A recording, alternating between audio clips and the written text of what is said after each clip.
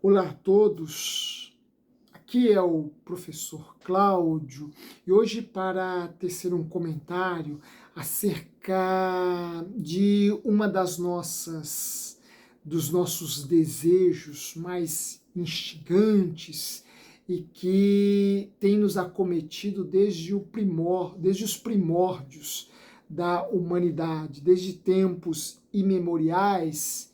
Este desejo sempre esteve presente na humanidade, sempre permeou, sempre inquietou, sempre angustiou homens e mulheres em todos os tempos, e aqui eu me refiro ao desejo de conhecer o futuro, de saber acerca dos acontecimentos vindouros.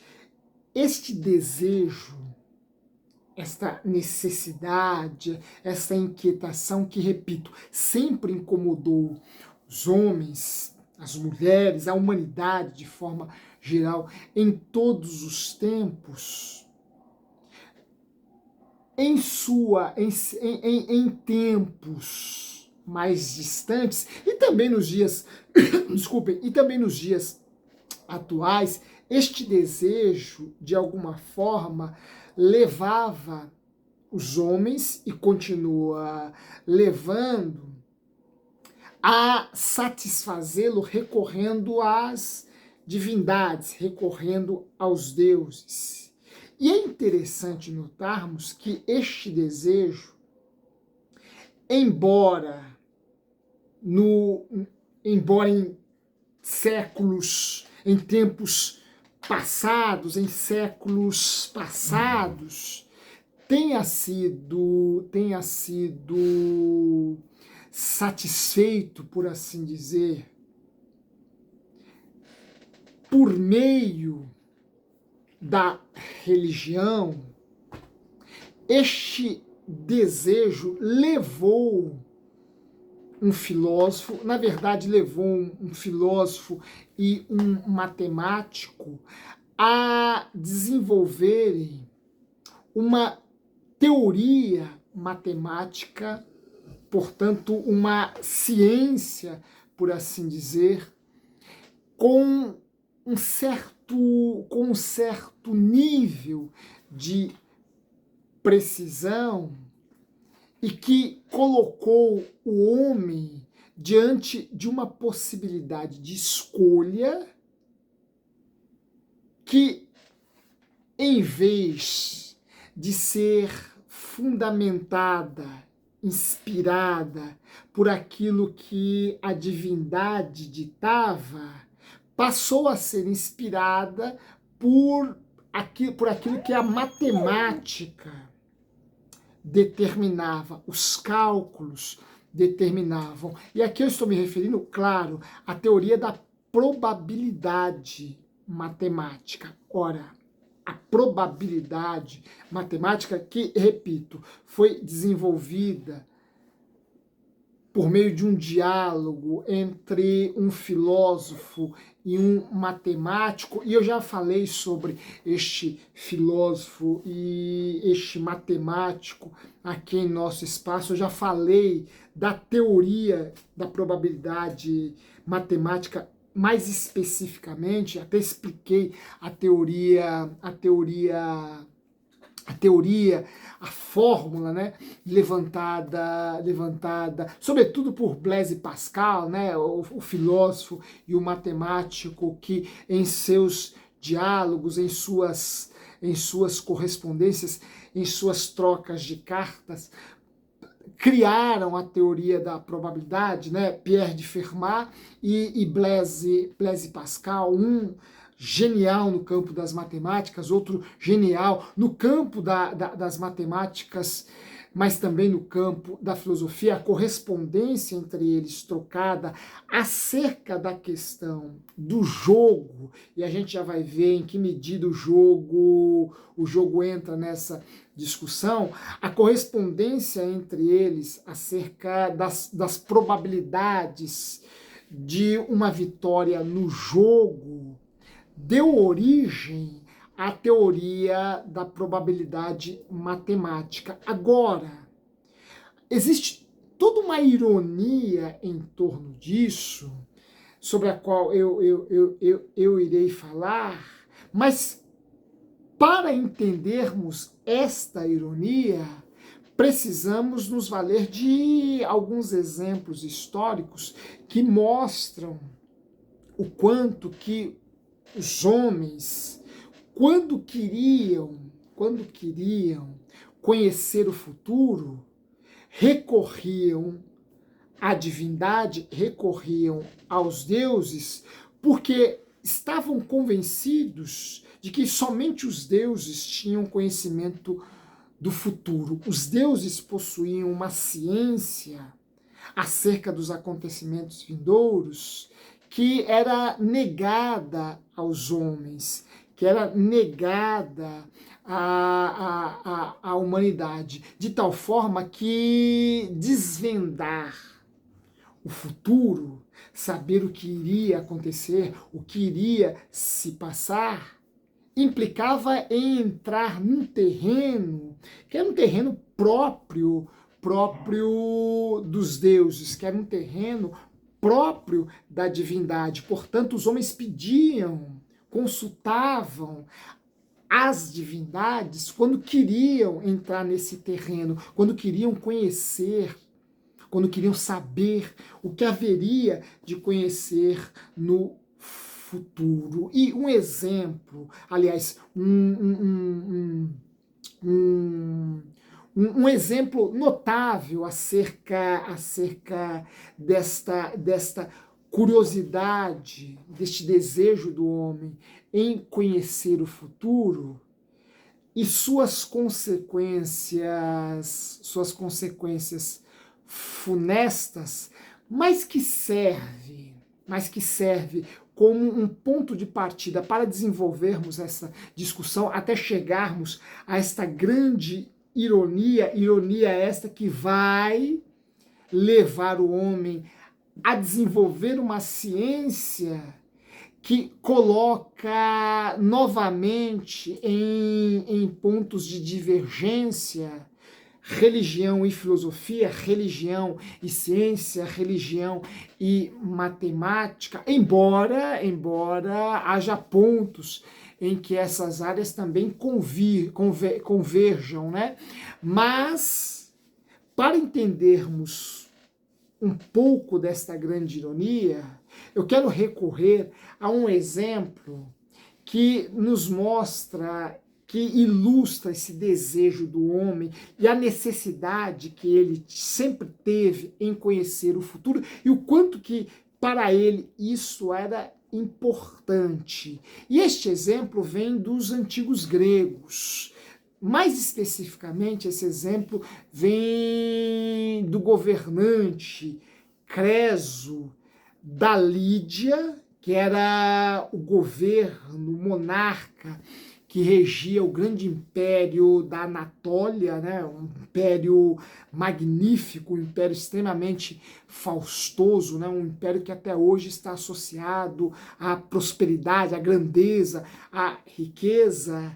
E este rei, Creso da Lídia, inquieto com o avanço das tropas persas, lembremos-nos, século VI a.C., os maiores inimigos dos gregos eram os persas. Na verdade, os persas eram o grande temor dos povos antigos neste período. Era o grande império, era um grande império, o Império Persa, e temendo pelo avanço dos persas, governados, guiados, conduzidos por Ciro II, ou Ciro o Grande, Creso, diante de um confronto, diante de uma guerra iminente e praticamente infreável, Creso manda alguns de seus funcionários, de seus dignatários, alguns de seus ministros, consultores, irem até o santuário de Apolo em Delfos para saber se ele, Creso, poderia se antecipar aos persas e ir ele ao seu encontro para que os persas não chegassem à Anatólia, não chegassem à Grécia. Ora, ele, como de costume, né, o governante enviou os seus comissários ao santuário de Apolo Delfos, em Delfos, o célebre santuário de Delfos, né, frequentado por inúmeras figuras, desde figuras anônimas até figuras extremamente conhecidas, renomadas, né, importantes. Enfim, ele envia os seus comissários levando um monte de oferendas, de presentes aos deuses, ao deus Apolo, para consultar a pitonisa, a fim de saber se ele, Creso, poderia ir combater Ciro o Grande ou não. Ora, a pitonisa pronunciou a seguinte mensagem: ora, se fores à guerra, um grande império será destruído. A pitonisa de Delfos sempre dava respostas enigmáticas, né? Dava respostas assim misteriosas, né? Respostas ambíguas, respostas. Ora, quando os comissários voltaram e repassaram a Creso esta mensagem, Creso não teve dúvidas. Ora, subirei à guerra, irei à guerra contra os persas, porque destruirei este império. Ele foi à guerra, ele dispunha de uma cavalaria extremamente preparada, de uma grande cavalaria, ele dispunha de 100 mil homens contra um exército consideravelmente menor de Ciro o Grande. Enquanto Creso contava com 100 mil soldados, Ciro contava apenas com a metade, né, 50 mil. Então Creso tinha em suas mãos um aparato bélico muito superior ao aparato bélico de Ciro. Né? Ele tinha um dobro de soldados, né? Sua cavalaria. Ainda contava com o apoio dos espartanos, que nós sabemos eram guerreiros de fama imemorial, né? de fama eterna, por assim dizer. Né? Até hoje Hollywood celebra a fama dos espartanos. 300 está aí para não nos deixar enganados acerca disso. Né? Ora, Creso foi à guerra contra os persas e acabou tendo uma derrota fragorosa, né? Teve uma derrota sintomática, né? Mesmo tendo um exército consideravelmente maior, Creso não contou primeiro, com a habilidade militar, com a astúcia militar de Ciro, e depois com o uso que este imperador persa fez dos camelos, né? Praticamente uma inovação em termos bélicos criada neste período. Ora, Creso foi derrotado. Entretanto, a pitonisa errou? Não. A sua afirmação foi extremamente precisa. Porque ela disse que se Creso subisse para combater os persas, o império seria destruído. Ela não afirmou qual império. Ora, e de fato o império foi destruído, então acertou a pitonisa. Entretanto, Creso julgava que o império a ser destruído, que o império que perderia a guerra seria o império persa e não o império da Anatólia. Ora, essa má interpretação de Creso lhe custou uma derrota fragorosa, lhe custou uma grande derrota. Entretanto, não podemos dizer que a pitonisa se equivocou. Sua profecia, sua afirmação acerca dos desdobramentos vindouros daquela guerra foi uma afirmação extremamente precisa. Pois bem, o oráculo de Delfos continuou sendo este santuário para o qual os homens recorriam todas as vezes que queriam saber dos deuses, saber de Apolo. Qual seria o seu destino? Qual seria o seu futuro? O que haveria de lhe sobrevir? Este santuário se tornou continuou sendo esta grande referência, esse grande centro de consulta acerca do futuro, e outros santuários havia, mas esse se tornou o mais célebre, o mais conhecido na antiguidade, e ele permaneceu como esse centro de conhecimento, de consulta, melhor dizendo, acerca do futuro, até o século IV de nossa era, quando o cristianismo se tornou a religião oficial em Roma, e este santuário praticamente foi fechado, haja vista a sua relação com o paganismo, haja vista a sua relação com a divindade pagã grega, Apolo.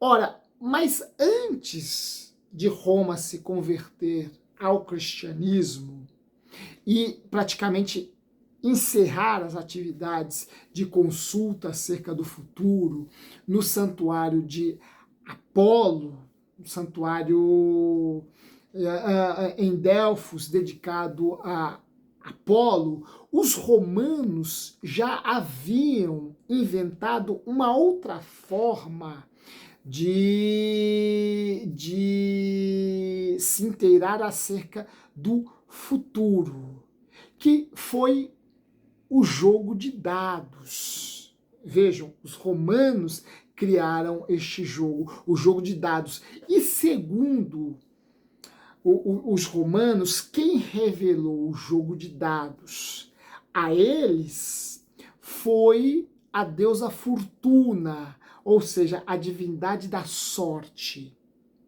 A divindade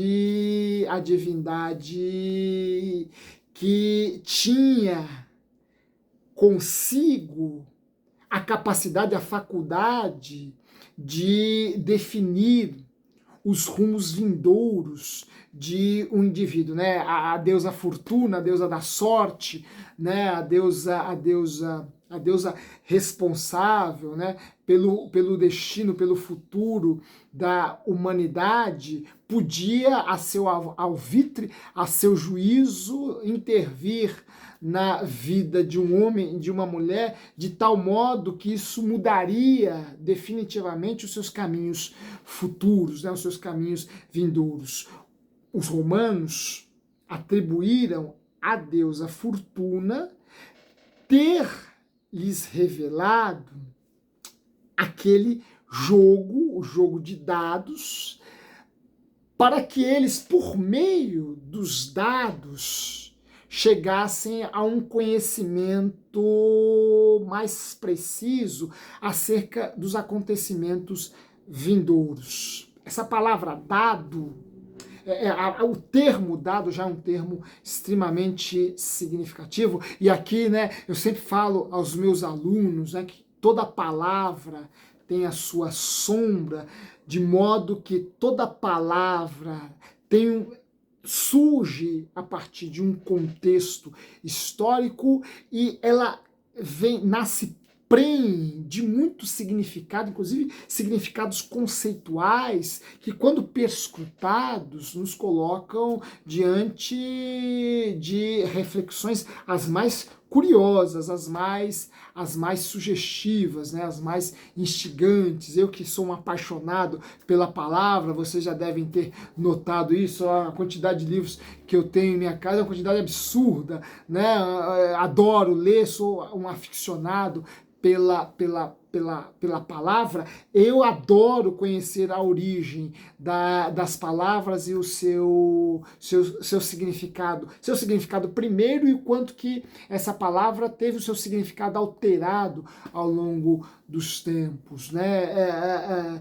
Pois bem, essa palavra dado, no latim, vem do latim alea, e alea, alea é a palavra que deu origem ao termo aleatório. Vejam, a palavra dado em latim é alea, né? A palavra que os romanos utilizavam para se referir aos dados era alea. Alea que está na frase, naquela célebre frase, supostamente, né, embora haja divergências, mas não vem ao caso, né, aquela frase que uma tradição atribuiu a Júlio César quando ele decidiu atravessar o Rubicão, né, a sorte está lançada, né, alea iata est. Em latim, esta é a frase dita por Júlio César, né, quando ele decidiu atravessar o Rubicão. Né? Nenhum general havia atravessado o Rubicão até Júlio César. Né? Só o Senado poderia permitir que um general atravessasse o Rubicão. Né? Júlio César atravessou o Rubicão sem a consulta do Senado, e aí as consequências a gente já sabe, né? Enfim, né? Nessa célebre frase supostamente dita por Júlio César, nós encontramos a palavra dado em latim, alea ieta iata est. A sorte está lançada, os dados estão lançados. E a palavra alea deu origem a um outro termo que nós conhecemos, que é o termo aleatório. Ora, o que é o aleatório? O aleatório é um evento de importância considerável e que se dá sem nenhum controle, sem nenhuma intervenção, sem nenhuma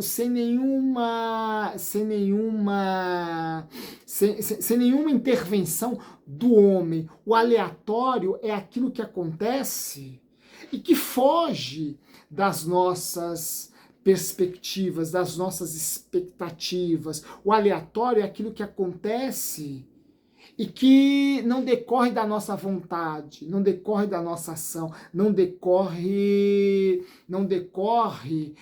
do nosso controle, do nosso domínio. Portanto, o aleatório se implica um acontecimento que ocorre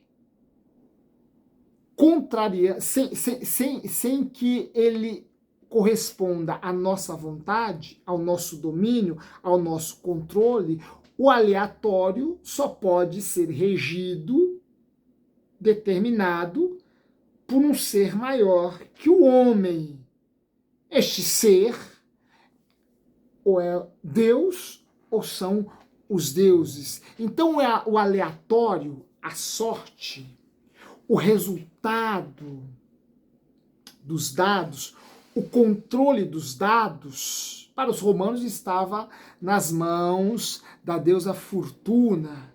Para um cristão, está nas mãos de Deus, para um astrólogo está nas mãos dos astros. Enfim, o aleatório é aquilo que acontece sem que a ação humana, sem que a vontade humana, sem que o homem possua qualquer controle sobre este acontecimento. Então o jogo de dados que os romanos receberam da deusa Fortuna, da deusa relacionada ao destino, à sorte, o jogo de dados passou a ser uma forma do homem ter uma ideia básica acerca daquilo que poderia acontecer no futuro. E os romanos criaram um manual, né?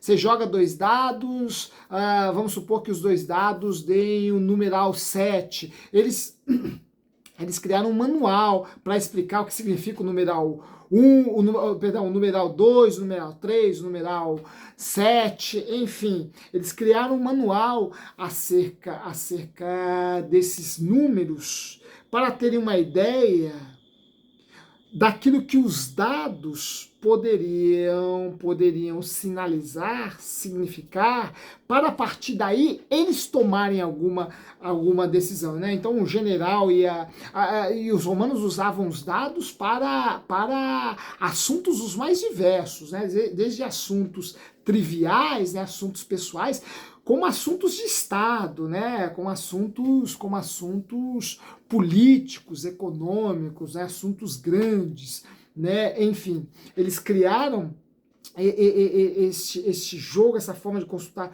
o futuro, e isso começou a fazer parte de sua rotina, de sua vida, né? Vejam, a questão do jogo aí vai ser uma questão tão importante que no Renascimento, somente durante o Renascimento, e sobretudo no século XVII, é que os jogos vão instigar os homens a pensarem em suas razões matemáticas que culminariam, repito, na criação da teoria da probabilidade matemática que foi desenvolvida por Pascal, né? Veja, foi numa mesa de jogos que um intelectual, né, conhecido como o Chevalier de Merry, o Cavaleiro de Merry, foi numa mesa de jogos que Chevalier de Merry começou a refletir acerca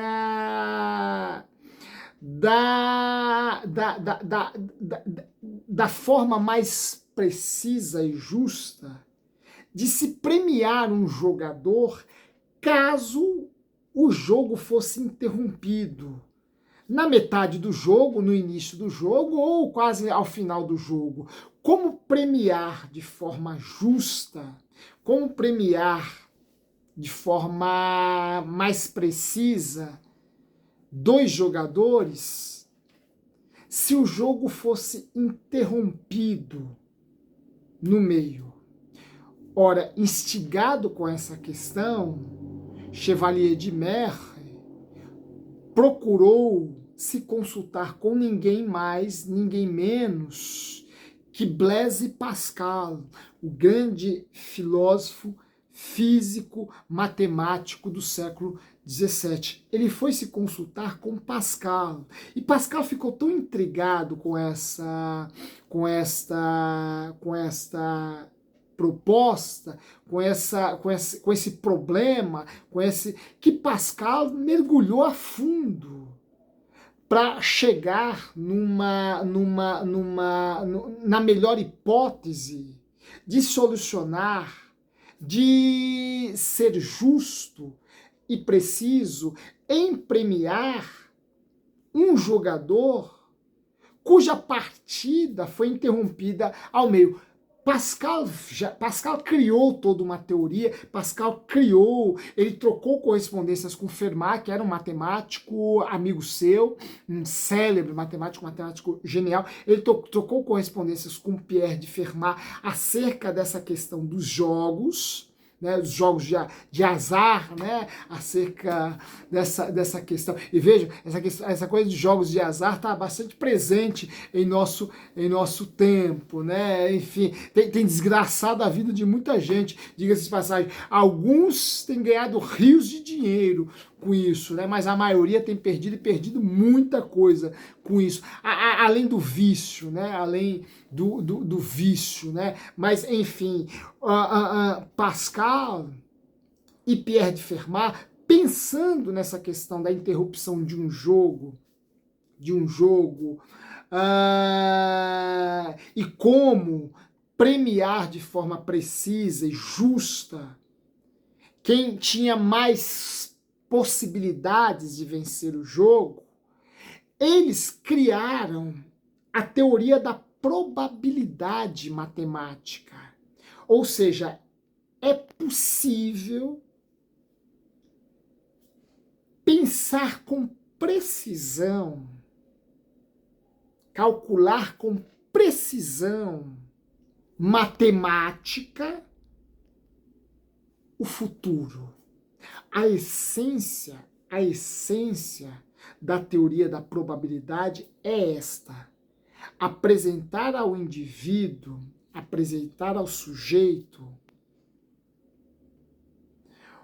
uma certa interpretação dos acontecimentos vindouros com precisão matemática. Eu não preciso dizer a vocês que a probabilidade, que depois se tornaria a mãe da estatística, a probabilidade se tornou uma ciência extremamente utilizada pelos deterministas, depois pelos economistas, por outras áreas do conhecimento. Ora, a teoria da probabilidade dava ao indivíduo parâmetros de precisão matemática acerca daquilo que poderia acontecer no futuro. Quem criou esta teoria da probabilidade foi Pascal, foi Fermat, foram dois gênios das ciências, da filosofia. E onde está a ironia em tudo isto? Professor, você me perguntaria, vejam, a ironia está no fato de que justamente um grande pensador cristão, e Pascal, muito novo, ainda abandonou as matemáticas por conta da sua fé. Sua principal obra são os pensamentos, né? E os pensamentos são uma obra que atravessada por ideias cristãs, né?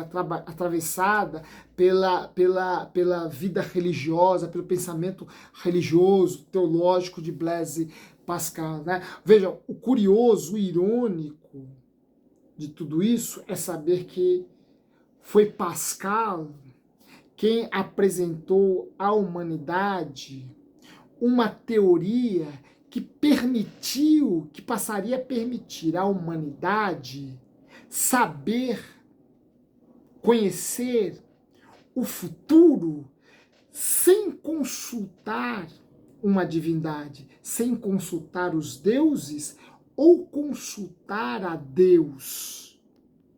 Ora, foi justamente um grande pensador cristão que ofereceu ao homem, que ofereceu à mulher, fundamentos de precisão matemática que davam ao homem e à mulher uma certa probabilidade para que ele conhecesse o futuro, ou seja, para que ele agisse, para que ele fizesse isto em vez daquilo, aquilo em vez daquele outro. Ora, foi justamente um cristão extremamente devoto à sua religião, devotado ao seu Deus, que colocou nas mãos da matemática um conhecimento que até então estava nas mãos dos deuses ou nas mãos de Deus. Ora, a ironia está justamente no fato de que Pascal, de certo modo, de certa forma, legou à humanidade a posse de um terreno que até então era um terreno conhecido e pisado apenas pelos deuses, apenas por Deus, apenas pela divindade. Só o divino poderia palmilhar com precisão no terreno do futuro. Agora, o matemático está dizendo ao homem e à mulher que ele pode, não mais recorrendo aos deuses, mas recorrendo à matemática, à ciência, se orientar com precisão acerca do seu próprio futuro. O futuro já não pertence mais aos deuses, já não pertenceria mais aos deuses ou a Deus. O futuro agora estaria nas mãos do homem, nas mãos da humanidade. A ironia está justamente no fato de que essa teoria da probabilidade foi desenvolvida por um grande pensador cristão, por um homem extremamente religioso, por um homem que tinha uma vida cristã muito digna, muito fiel, muito autêntica, talvez de forma inconsciente, sem calcular as consequências que isso traria para a sua própria fé. Pascal colocou nas mãos do homem, colocou nas mãos da mulher uma ciência que era uma ciência própria da divindade, própria dos deuses.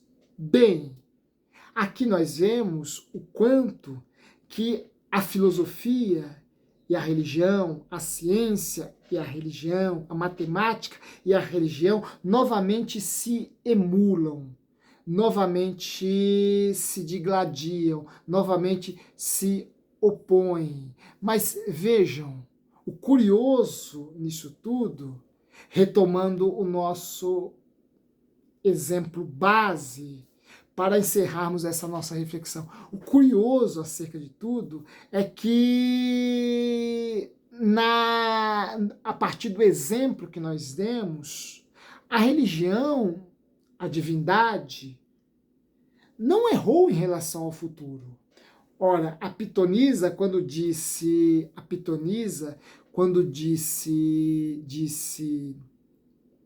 Creso que se ele subisse para combater os persas, um grande reino seria destruído, a Pitonisa não errou.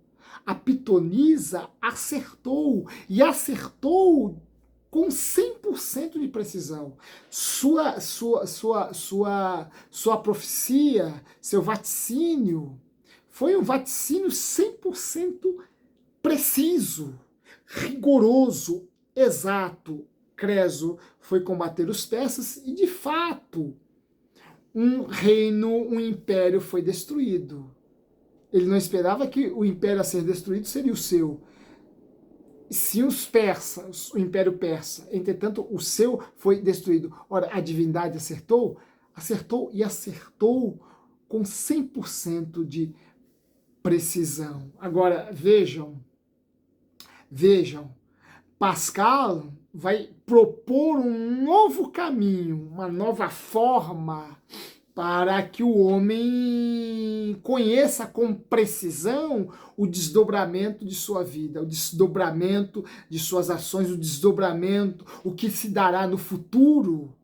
A partir de probabilidades matemáticas, o homem pode agir, fazer isto ou aquilo, pois as consequências já estão implicadas na própria probabilidade. O problema é que a teoria da probabilidade, por mais rigorosa que seja, por mais matemática que seja, ela não assegura um resultado preciso, um resultado calculado. Nem sempre o resultado é aquele previsto, é aquele... Ora, os economistas com as suas previsões estão aí para não nos deixar mentir. Quem trabalha com estes cálculos está aí para não nos deixar mentir, de tal modo, de tal forma, que o futuro sempre guarda os seus mistérios. Se a teoria da probabilidade pode acertar em determinados casos, e ela acerta, claro, em outros, ela nos engana, ela pode nos iludir, ela pode nos levar a equívocos, porque o futuro sempre conserva um grande mistério, até porque o homem também é um grande mistério. Não é possível pensar o homem, não é possível pensar a humanidade, não é possível pensar os desdobramentos da nossa existência com o rigor da matemática, com a precisão da matemática. Ora, se consultarmos a Deus, se consultarmos a probabilidade e delas obtivermos determinadas respostas, tomemos cuidado apenas numa coisa, na interpretação. A pitonisa não estava equivocada. Quem se equivocou foi Creso em sua interpretação. Talvez a probabilidade matemática seja rigorosamente demonstrada. Agora, o que eu penso acerca dela, como interpretá-la, é aí que reside o grande perigo. É uma questão de interpretação. Portanto, sejamos bastante cautelosos com a interpretação, pois uma interpretação equivocada, ainda que de uma mensagem vinda da divindade, ou de uma resposta, ou de uma suposta resposta dada pela matemática, a interpretação equivocada pode ser extremamente danosa à nossa vida e aos desdobramentos dela. Portanto, tomem cuidado na interpretação. E aqui vai vejam, isso pode ser dito como advertência em relação a questões macro, mas há questões, né, vejam, essa questão da interpretação me afeta diretamente porque eu sou professor, né? E eu vejo por parte dos meus alunos o quanto que eles se equivocam na interpretação de um livro ou na interpretação de um enunciado de uma questão. Os resultados das provas estão aí, nos mostrando o quanto que a interpretação ainda é um grande problema, hoje mais do que nunca, né? Já visto que se já não líamos tanto antes, hoje mais do que nunca, por estarmos absortos nessas telas, lendo apenas essas hipermensagens aí de rede social, de WhatsApp, essas coisas. Mas uma boa leitura ou uma boa vivência de leitura, conselho de professor. Uma boa vivência de leitura nos ajuda a chegar a uma boa e consistente interpretação. Portanto, antes de tomar uma decisão, veja se você está muito bem preparado para interpretar corretamente a mensagem contida naquilo que vem de Deus, de uma divindade, e até mesmo aquilo que vem das ciências exatas, das ciências matemáticas. Por quê? Porque essas podem até acertar. Entretanto, a interpretação é que pode ser muito danosa às nossas vidas. E para uma boa interpretação, para adquirir um bom instrumental a fim de fazer uma boa interpretação, um bom hábito a ser cultivado ao longo da vida é leitura. Leitura de bons livros, leitura de boas obras, e isso nos ajuda a pensar e pensar muito, e pensar bem e pensar corretamente, sobretudo diante das grandes decisões de nossa existência, pois uma interpretação equivocada fatalmente pode gerar uma decisão equivocada, e as consequências, repito, podem ser extremamente danosas. Forte abraço a todos vocês, espero que tenham gostado dessa nossa breve reflexão acerca da teoria da probabilidade e o quanto que ela atribui e coloca nas mãos do homem um conhecimento que até então era próprio da divindade, mas nem por isso um conhecimento tão exato quanto o conhecimento da própria divindade.